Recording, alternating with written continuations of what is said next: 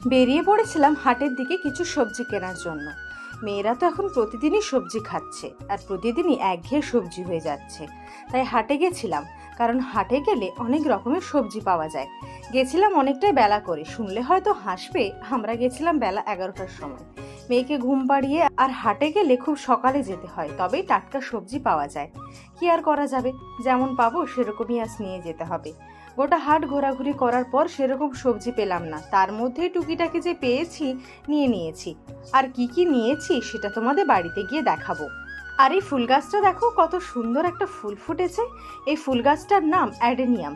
গাছগুলো দেখে বুঝতেই পারছো কতটা অযত্নে আছে। এত অযত্ন পেয়েও গাছটা ফুল ফুটিয়েছে। আসলে আমি সেভাবে সময়ই পাই না গাছটাকে সুন্দর করে লাগানোর।